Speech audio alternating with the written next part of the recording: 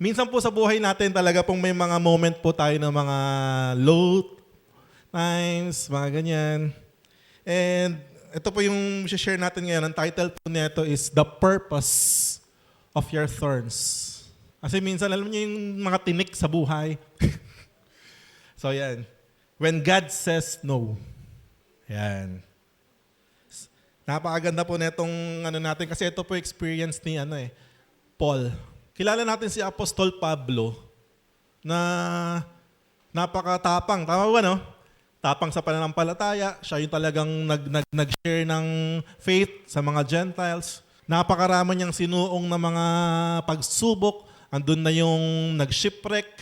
Andun na yung ginulpe. Andun na hinulog mula sa... Hinulog yan sa pader mataas Ilang beses nang ginulpe sa pag-share ng magandang balita ng Panginoon.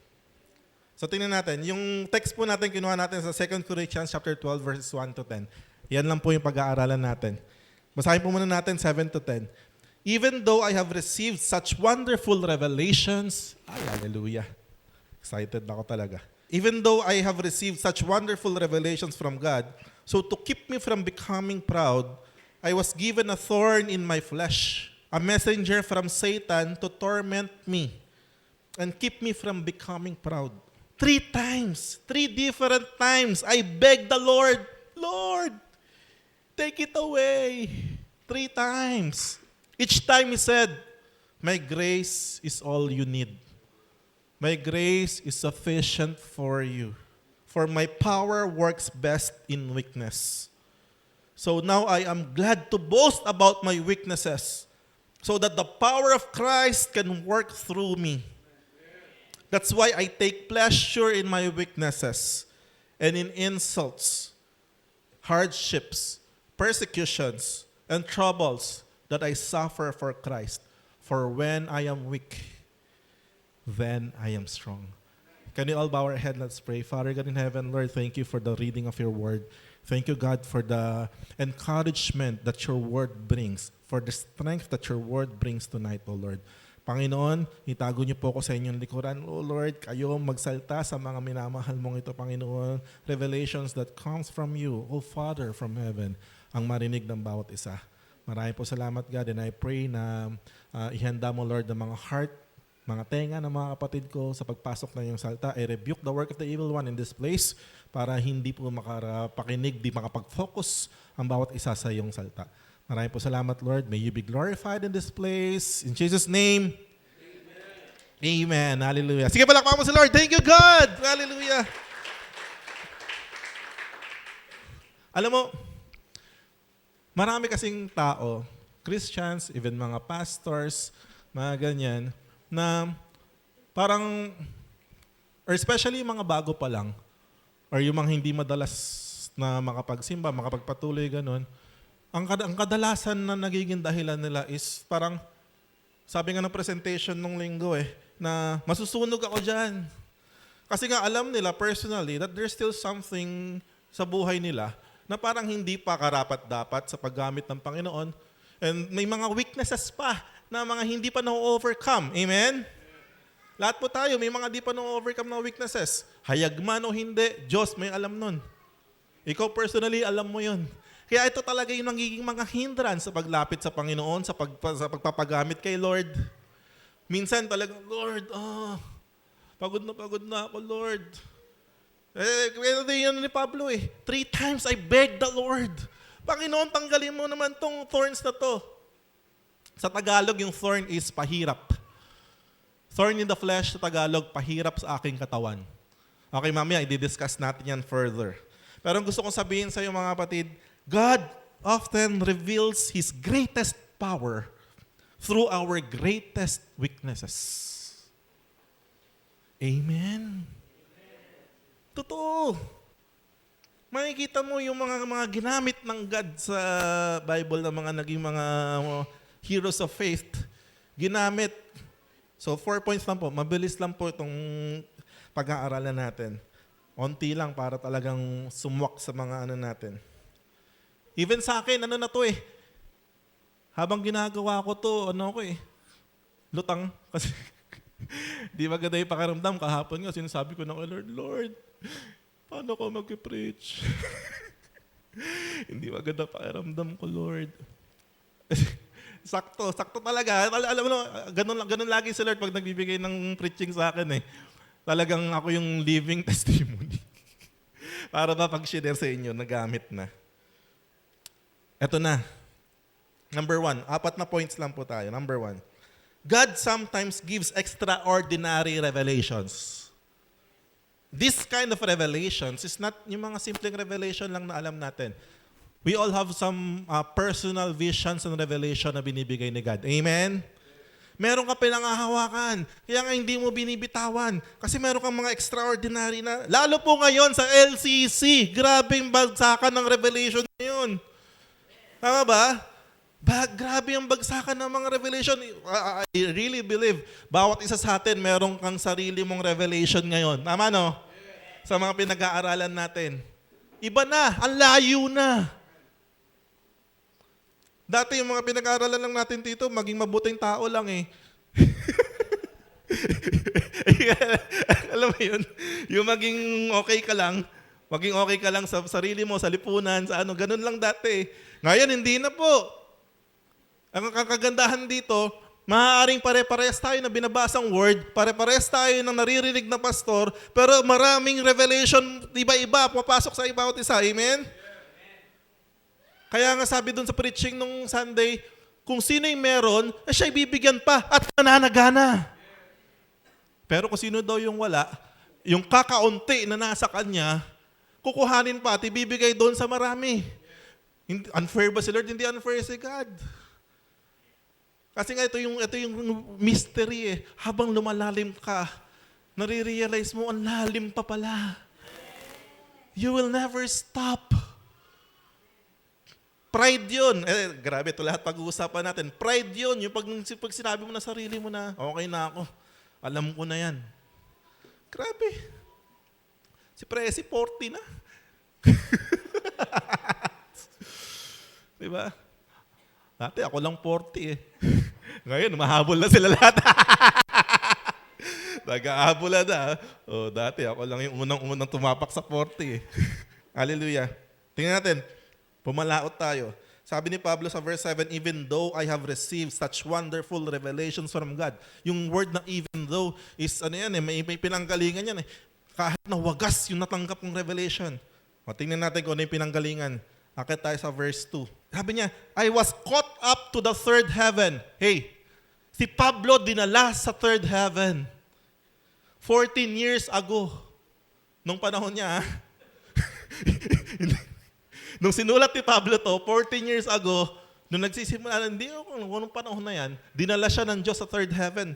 Sabi niya, whether I was in my body or out of my body, hindi ko alam kung anong ba to, kung vision lang to, dinala talaga ako ni Lord. I don't know. Si God lang may alam. Yes, only God knows whether I was in my body or outside my body. But I do know that I was caught up to paradise and heard things so astounding that they cannot be expressed in words. Things no human is allowed to tell. Alam mo, nangyayari din sa atin yan eh. Pag nag-intercession tayo, may mga visions, pinapakita si God. Habang tayo nag-praise and worship, may mga pinapakita mga vision, revelation si Lord. Amen? Grabe. Pastor, bakit? Kayo lang ba yun? Meron. Pero grabe lang yung kay Pablo. Grabe yung revelation na binigay sa kanya. Grabe yung vision na binigay sa kanya. Langit. Pinakita sa kanya ang langit, mga kapatid. So ano yung third heaven? Ano ba yung pinagdalan sa kanyang third heaven? Para lang quick lang to. Third heaven, first heaven,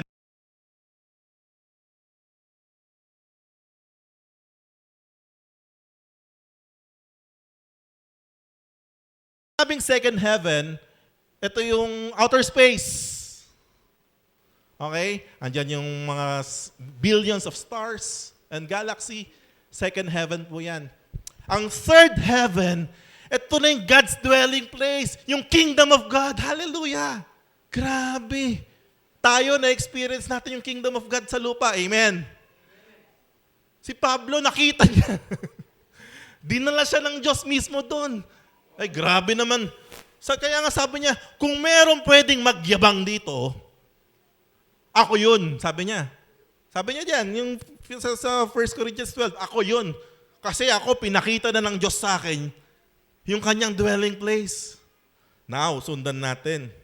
Ayun na yung sinabi niya. Kaya nga, to keep me, sabi niya, ayun na, to keep me from becoming proud, even though I have received such wonderful revelations from God, so to keep me from becoming proud, I was given a thorn in my flesh, a messenger of Satan to torment me and keep me from becoming proud. So ang gusto ko po sabihin dito mga kapatid, yung mga tinatanggap nating revelation kay Lord, talagang meron siyang power and tendency to make us proud. Amen? Grabe naman talaga. Lamang na lamang talaga tayo. Kahit na sabihin mong wala kang pera, lamang ka sa mga mayaman. Amen? The power that you have, yung alam mong kapangyarihan na meron ka na binalik ng Diyos, ay naku, pwede mo talagang ipagyabang yan. Tingnan mo to, kita mo tong punong to, susumpahin ko to, sunod, susumpahin kita. Kung naiintindihan mo kasi, pero ito na nga maganda rito eh. Number 2, great revelations require great humility. Kasi grabe talaga. Sabi niya, I was given a thorn in my flesh, a messenger from Satan to torment me and keep me from becoming proud. Alam mo, ito sasabihin ko sa bawat isa, no? God can see the future. Sabi doon, He declares the end from the beginning. God is not bound in time. Tayo lang yun. Amen? Alam na ng God yung buong storya ng buhay natin. Alam din ni Lord yung mangyayari. Kaya nga, sometimes, God will allow a thorn in our flesh, or sa Tagalog, pahirap sa ating katawan. Mga kapatid, pinag-aralan na natin ito nakaraan. Sometimes, God is really allowing a thorn in our flesh to keep us grounded in humility. Amen? Alam ng God, matalino ang Diyos, na sometimes, ito palang bagay na iniiyak mo kay Lord, na gusto mong alisin ni Lord sa buhay mo, ito na lang pala yung bagay na nagpapanatili sa'yo sa presensya niya. Lord, payamanin mo ako, Panginoon. Promise, God. Iaalay ko yung buhay ko sa'yo. Lord, bigay mo lang sa akin to, God. Bigay mo lang sa akin tong isang to, Lord. Promise. God. Lord. So tingnan natin. Hindi, alam mo, ang galing ni Lord eh. Ang galing talaga ng Panginoon Diyos eh. Alam niyo bakit? Yung thorn in the flesh ni Paul, hindi in-specify kung ano. Ang galing talaga ng Diyos eh. Pero yung mga Bible scholars, mga pinag-aaralan ng matindi, ito yung mga suggestion nila. So ano ba yung thorn in the flesh ni Paul? Si Pablo mismo, hindi niya sinabi. Sinabi lang niya, meron akong thorn in the flesh, messenger of Satan. Hindi niya in-specify. Pwede naman niyang i-specify, di ba? Meron akong kulugo sa muka. Meron akong pigsa sa puwet. Pero, eto ang thorn in the flesh. So, pwedeng sakit. Pero ayon sa mga scholars, hindi to totoo. Ito yung mga suggestion lang. Maaari daw na poor eyesight, baka malabo yung mata. Panahon nun, wala pang EO. Tama, no? Ang hirap nga naman mag-ministry kung labo ng mata mo. Tama, no? Hindi, sa totoo lang ba? Hindi pa uso salamin nun. Ako nga, 250 lang to. Pag ganito, wala na akong mukhang makita eh. Kilala ko na lang kayo sa kulay. So, pwede raw poor eyesight. Hindi natin alam, no? Suggestion lang po yan. Or chronic illness. Baka meron talaga siyang iniindang sakit na talagang nakakasagabal sa ministry, no? Or sabi, Lord, nagpapagaling ako ng mga may sakit. Nakakabuhay na ako ng patay. Itong sakit ko, Lord, ba't hindi mo wala-wala? Or migraine, sakit din yan. Epilepsy. Or persecution. Pwede raw na, talaga namang persecuted si Pablo. or talagang meron siyang constant opposition. Parang sila sambalat. Alam mo, na kahit anong gawin niya, talaga meron siyang may mga haters, may mga bashers na hindi mawala-wala. Kahit saan siya pumunta, sa Corinto, sa Efeso, sa Pilipos, talagang meron siya fans club kung saan man siya pumunta. May grupo, pwede rin daw ganyan, na hindi maalis-alis. Or, pwede raw emotional suffering sa tindi ng mga pinagdaanan niya. Pero ito na nga sinabi ko, the Bible intentionally leaves it unidentified. Alam mo, ang Biblia, kinasihan ng banal na Espiritu. Amen? Lahat ng nakasulat dyan, intended dyan ng Diyos. Kahit yung mga bilang dyan, yung mga genealogies dyan, ayaw natin basahin. Talagang sinama po ng God dyan. So kung hindi ininterpret ng Bible, alam niyo ko po bakit? Kung bakit hindi na lang inilagay, bakit Lord pinaguhula niyo pa kami kung yung thorn in the flesh neto ni Pablo? Alam niyo kung bakit? So we can all identify with Paul's struggle. Hallelujah! Lahat tayo pwedeng maka-identify sa kanya because somehow, one way or another, we have our own thorn in the flesh. Parang yung pagsilang lang kay Jesus dyan sa sabsaban. Nilagay siya sa pinakababa para maka-identify ang lahat. Ganon din po yan. Parang ngayon, sino ka man, matagal ka mang Christian na, or bago ka man nang nakakapakinig ng salita ng Diyos, matagal ka na naglilingkod, o bago ka pala naglilingkod, malakas ka naman o mahina, somehow, meron tayong thorn in the flesh na pinagpipray kay Lord. Amen? Ito raw thorn in the flesh na to is a messenger of Satan. Binigyan siya ng message ng thorn in the flesh, a messenger of Satan. Alam mo, ito nakita ko dito. Grabeng tiwala ng Diyos kay Pablo. Kasi hodang bigyan siya ng messenger ni Satanas. Ibig sabihin lang, lagi nagpapaalala na may kalaban. Amen? Wherever you are, kapag ikay bumagsak-bagsak dyan, alam mo, ito pinag-aralan natin nung last na nag-preach ako eh. The purpose behind your process. The enemy intended to harm us, but God intended it for good. If God allowed that messenger of Satan, the thorn in your flesh, nagambalain ka, it is because God has a plan. It is because God will use that for His glory. Amen? Hindi kahayaan ng Diyos na pahirapan ng baliwala lang. Hindi po sa distang Diyos. Ito na, number 3. The all-sufficient grace of God. 3 times. 3 different times. Pablo na to Si Pablo na to, mga siya ang Hokage ng mga hentil. Amen? Si Pablo ang apostle ng mga Gentiles Kung wala si Pablo, walang Gentile na naligtas. But this is Paul. Sipin mo kung gaano siya ka-close kay Lord, kay Jesus. Dinala siya sa third heaven. Grabe namang closeness yan. Pinakita talaga sa kanya, special talaga si Paul. Pero sabi doon, 3 times I begged the Lord to take it away. Lord, sige ka, di ako pupunta sa Pilipos. First. Second, Lord, di ako pupunta sa Corinto. Sige. Joke lang. Creative lang. Diba, pag mga pelikula, yung mga ganun, diba? May mga creative, sila.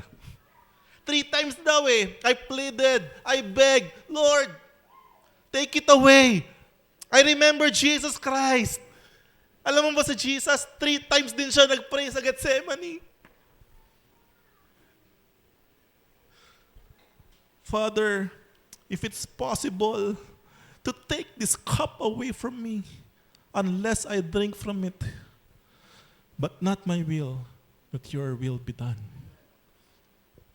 Hallelujah. Praying kay Lord na tanggalin yung thorn in the flesh mo is not a sign of weakness. Hindi naman yung sign ng talaga, may pagpe-pray mo kay Lord. Amen? Kaso nga lang, kailangan maging ready rin tayo sa magiging sagot ng God. Sabi natin lagi, when we pray, God answers with yes, wait, and no. Sometimes, pag nag-pray ka, yes, andyan na agad. Ang bilis. Sometimes, pag nag-pray ka, parang ayaw ng Lord. Pero gugulat ka na lang, andyan na. Pinoposisyon ka lang pala ni Lord. Amen? Inihahanda ka lang pala ni Lord. Pero sometimes, ako dati hindi ako naniniwala dyan eh. Basta ako dati, ang prayer lagi, yes lang. Kaso nung inaaral ko talaga, pag tumatanda na tayo sa pananampalataya, nire-reveal na ni Lord eh. Yung yes pala is lahat ng promises ng God. Sabi sa Bible yan, tama? 2 Corinthians 1:20, no matter how many promises mayroon ng Diyos, they're all yes in Christ and in Him. We can say amen. Promises, yes. Pero yung prayer, totoo nga na yes, wait, and no. Kasi hindi naman lahat ng pinag-pray natin pasok sa kalooban ng Diyos. Amen? Lord, bigay mo lang sa akin yung medyo kamukha ni Ivana. Okay na ako doon. Hindi nga ni ganun si Lord. O, tingnan natin. So, nag-pray si Paul 3 times. But Paul received no from God. Ikaw, meron ka bang pinag-pray kay Lord ngayon na pray ka na, pray. Sabi nga ni Lord, anak, hindi nga ni. Ibahin mo anak, ibahin mo anak. Hindi ito talaga Lord eh. Ito na. When God answers no, it is because God is preparing to give you something greater. Amen. God loves you so much. At bilang isang mapagmahal na ama, yung inihiling natin na hindi niya binibigay, kahit naman tayo magulang eh, kung alam natin na mas maganda yung pwede nating ibigay sa inihiling niya. Tama? Ngayon, paano naging maganda yung naging sagot eh, hindi nga inaalis yung thorn in the flesh niya. Anong sagot ni Lord sa kanya? Nag-pray siya, my grace is sufficient for you. Sabi sa NLT, my grace is all you need. Uy, hallelujah. God didn't remove the thorn, but He increased the grace. Alam mo, ito ako, dito ako naiyak-iyak talaga ng marami kay Lord. Alam mo, minsan, sa mga buhay natin, kahirapan, kung ano man mga thorn mo, mental health. Alam mo ito ito pakinggan mo itong mabuti mga kapatid. Minsan meron kang pinag-pray kay Lord na sana mabago yung sitwasyon ko. Sana Lord, ganito na yung mangyari, God. Sana ganito Lord, bibigay ko naman yung life ko sa'yo. Whatever it is, sakit, emotional sickness, mental health, financial, whatever it is that you've been praying for kay God ngayon, mabago yung estado mo sa buhay. Alam mo, ito yung meaning ng my grace is sufficient for you eh. Pakinggan mo itong mabuti. Na hanggang ngayon, nandito ka pa din. That sa kabila ng kabigatan na dinadala mo, you still survive the day. God still sustains you. Andito ka pa din. Nakakapaglingkod ka pa rin kay Lord, nakakapag-worship ka pa rin sa Kanya, it is because of His grace. Alam mo yun, Lord, parang dapat yung gantong sitwasyon, God, nagbawala na ako, dapat baliw na ako, Lord, or dapat nagre-rebelde na ako sa buhay. But because of God's grace, we are here and God sustaining us. Amen? Kaya ka nakaka-survive. Alam mo, ito pa isang tignan mo itong mga example na tao. Kilala niyo si Nick Vujicic? The man without limbs. Limbs talaga. Kasi torso lang siya eh. Wala siyang braso, wala siyang legs. Meron lang daw siyang maliit na drumstick. Drumstick at lang yun. Pero this is a great example that God's grace is very sufficient. Kasi hindi niya tiningnan yung sarili niya as nakakaawa. Hindi niya tiningnan yung sarili niya as hindi na pwedeng gamitin ng Diyos. Is wala nang kwenta rito, until lang kumain. Hindi. He still believe in God. He still worship God. And God, alam mo ngayon, pinosisyon siya ng Diyos. Siya ginawang magaling na speaker. Na pumupunta sa kung saan sa mga bansa to encourage mga tao na kumpleto ang kamay at paa. Nakakala mo ikaw na yung pinakakawawang tao sa mundo.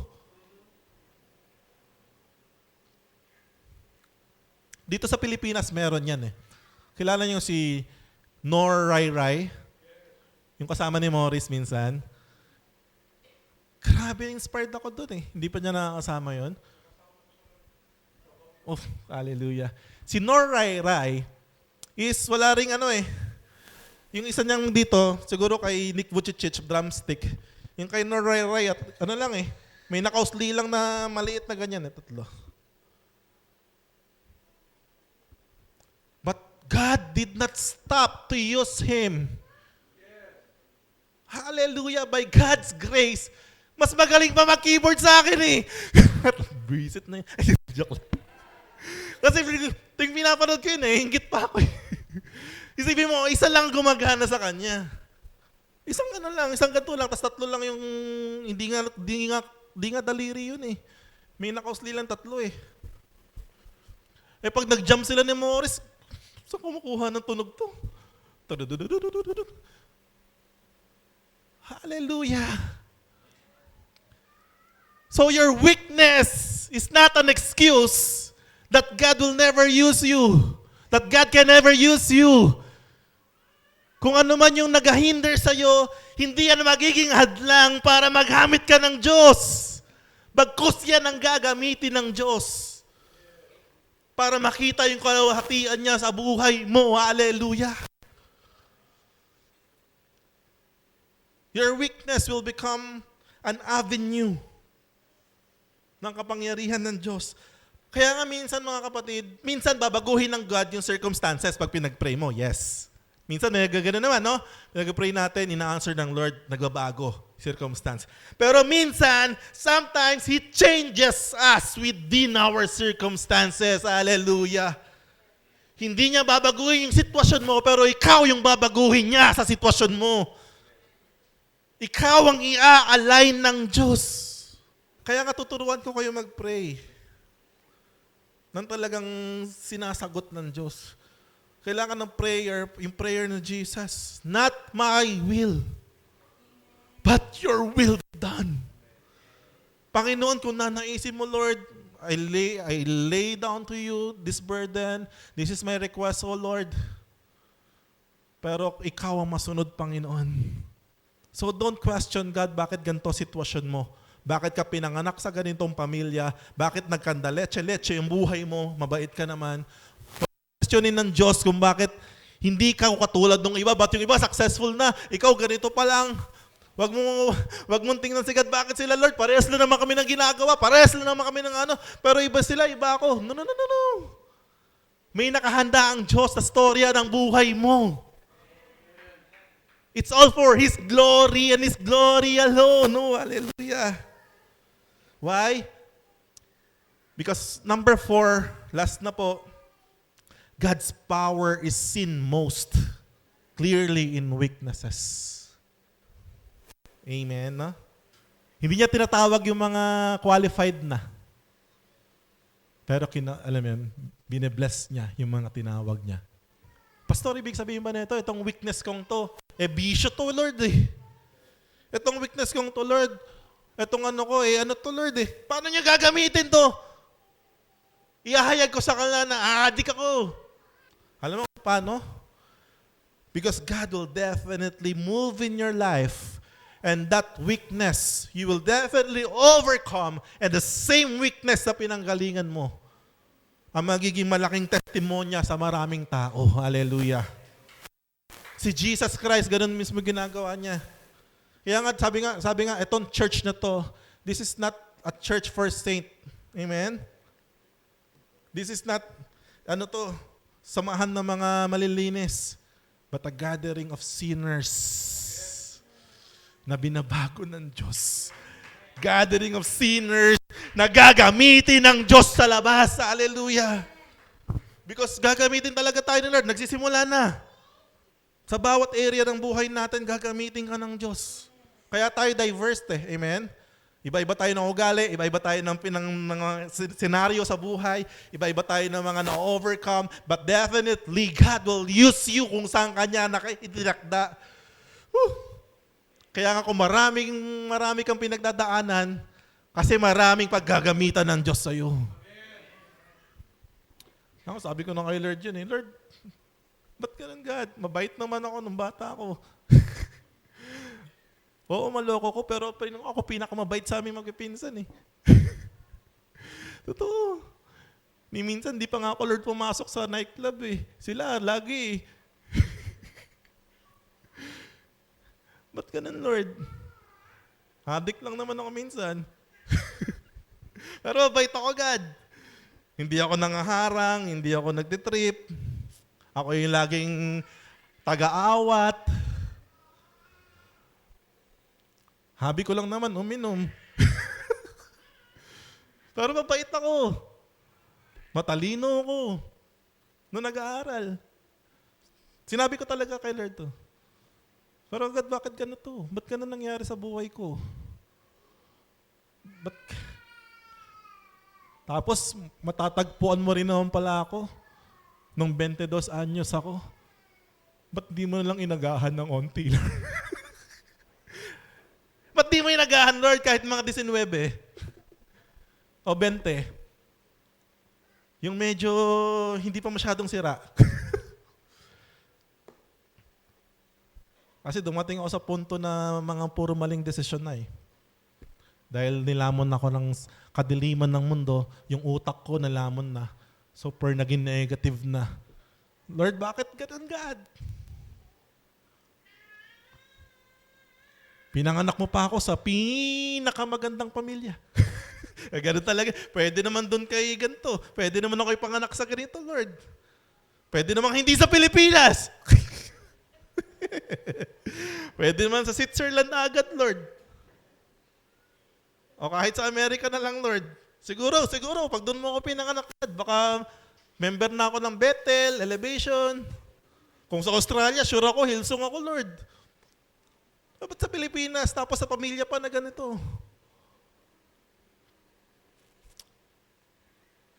Sinagot ako ni Lord dyan talaga. Totoo. Ang clear ng lagot niya sa akin Anak, kasi gagamitin kitang magpastor.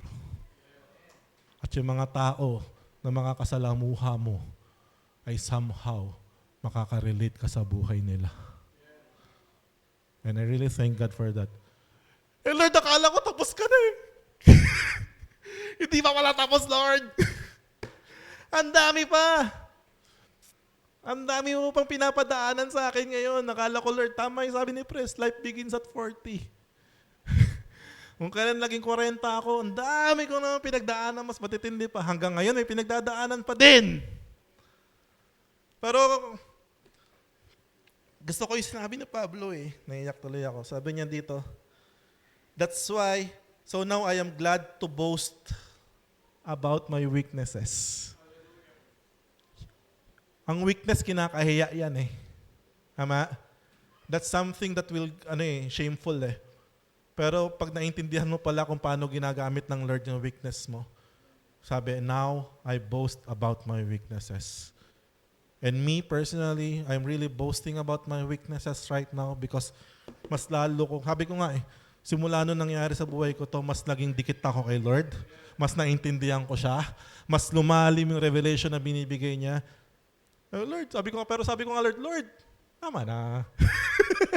Baka pwede na yung level na to, Lord. Bakit ko marami na akong mga kasalimuhan tao na mga kaintindihan na kami, Lord Sabi nga natin, di natin alam ang isip ng Diyos. Si Pablo rin nagsabi, Ang ganda kaya nga nakarelate ako sa mga testimony nila kanina eh. Na, lalo yung sabi ni Pres, simple lang yun eh. For me ngayon, to live is Christ and to die is gain. Kung ito na ang huling araw ko mag-preach dito, kaya nga okay lang sa akin, yung kahapon bigat talaga eh.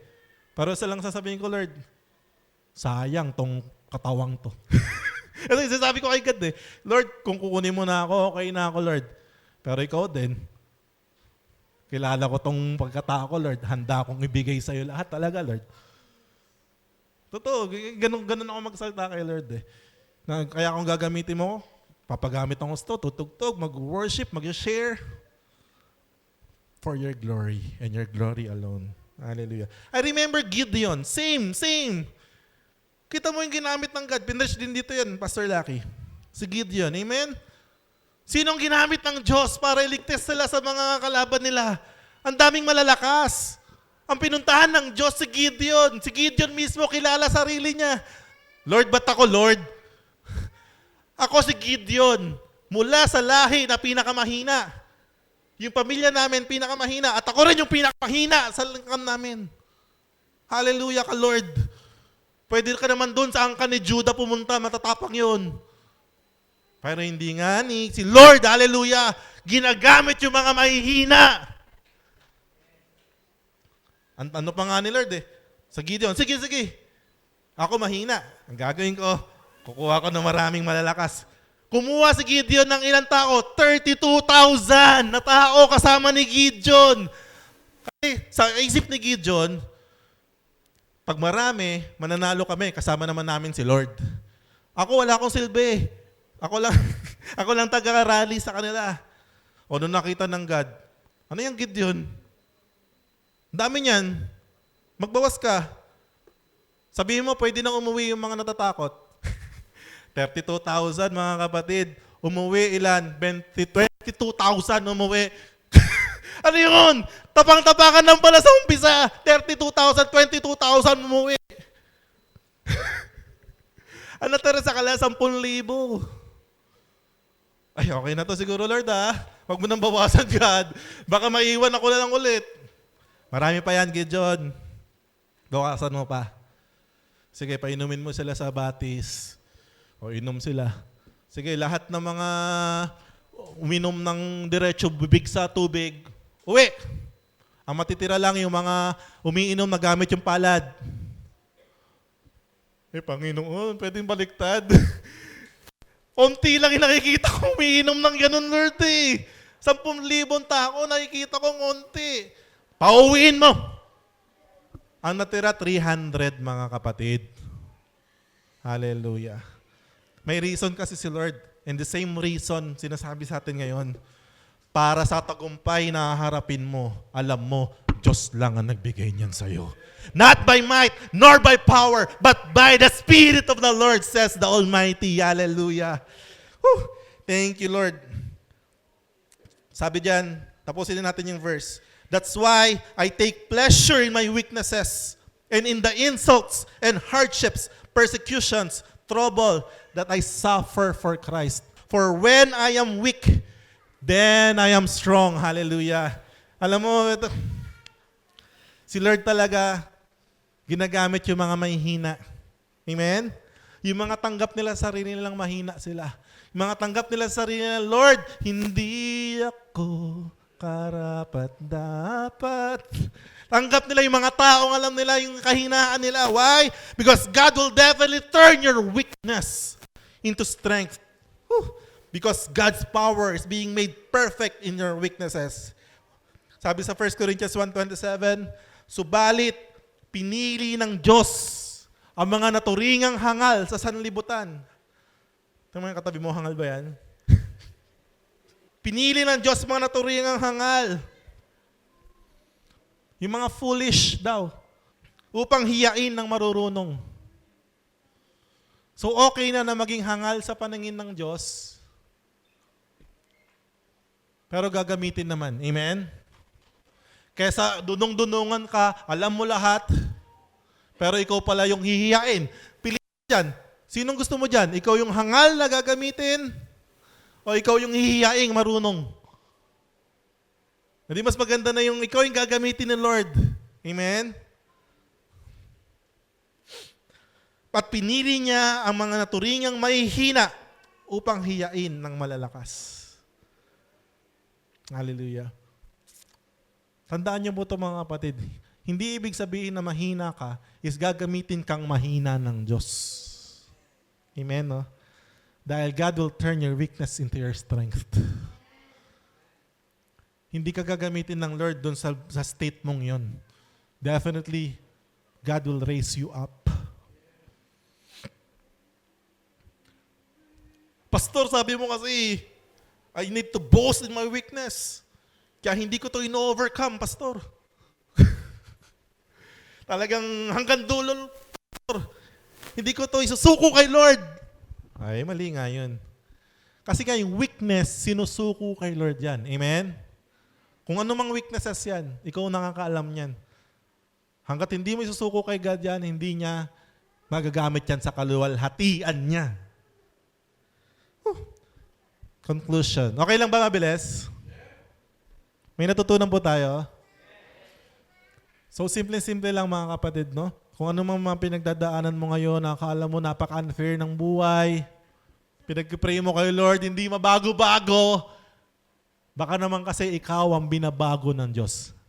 Amen? Baka naman yung point of view mo ang binabago ng Diyos. Sabi ko nga, kung hindi yung sitwasyon na magbabago, ikaw ang babaguhin ng Diyos. Para sa sitwasyon, para sa kaluwalhatian niya. So huwag kang hihinto. Tama. Huwag kang hihinto sa pagdalo, huwag kang hihinto sa pagpuri kay Lord. Kasi doon mo makikita eh. Yung mga taong umaayaw, yung mga umihinto, sila yung nag-i-stop din. Akala nila, ay nako. Huwag kang hihiwalay sa presensya ng Lord. Kasi hanggat nasa presence ka ng Lord, kahit gaano karaming weaknesses meron ka, kaya niyang i-overcome yan, gawing strength mo. Amen? Pero lumalayo ka kay Lord, yung weakness mo, mananatiling weakness lang yan habang buhay. Whew. So last verse sa conclusion, we can rejoice too when we run into problems and trials. Romans 5 verses 3 to 5. Sabi diyan, pwede rin tayong magsaya. We can still rejoice when we run into problems and trials. For we know that they help us develop endurance. Church, Christianity ay hindi po sprint racing. Christianity is a marathon. Amen? Nakakita na ba kayo ng mga Christian na tumatakbo like sprint? Talagang magilas na magilas, no? Magilas na magilas sa umpisa. Madadapa, mawawala. Hindi po ganyan. We are being trained for endurance. Endurance. Kaya nga endurance pahirap ng pahirap. Amen, no? Pero kinakaya. Hanggang darating ka na lang, isang time sa buhay mo, tatayo ka rito parang si Presi, ang saya-saya na ng buhay niya. Kasi wala, sinuko na lahat kay Lord. Amen? Doon lang magiging totoong masaya buhay mo eh. Kapag ready ka na talaga, Lord, to live is Christ, to die is gain. Ayun ang tunay na kasiyahan. And God is developing us for that. Yung endurance sa pinagdadaanan natin. And endurance develops strength of character. Iba na. Iba ka na. Amen, no? Hindi na ikaw yung ambilis magalit. Hindi na ikaw yung ambilis pumitik. Hindi na ikaw yung ambilis sumuko. Dahil sa pinagdaanan mo, may endurance ka na, develop character mo. And character strengthens our confident hope of salvation. Sa dulo, diyan ka na lang babagsak talaga. Lord, isa't isa na lang. At least ligtas ako. At least, God, sure ako, mawawala naman talaga lahat lang to. Pero at least sigurado ako kasama kitang maghahari habang buhay. Amen? Hallelujah. Hindi ka na malulungkot. Isipin mo kung gaano kalungkot ang buhay. Wala ka na kay Lord, namatay ka, di ka pa nakasama sa paghahari niya. So, tiisin mo na kapatid. Sabi mo sa katabi mo, tiisin mo na. Totoo. Dahil may word si Lord niyan, di ba? Ano sabi ng God? Ang makapagtiis hanggang wakas, siya lang ang maliligtas. So tiis-tiis din. Dahil sa pagtitiis, nade-develop po talaga. And this hope will not lead to disappointment. For we know how dearly God loves us because He has given us the Holy Spirit to fill our hearts with His love. Hallelujah. To God be the glory po. God bless you all po.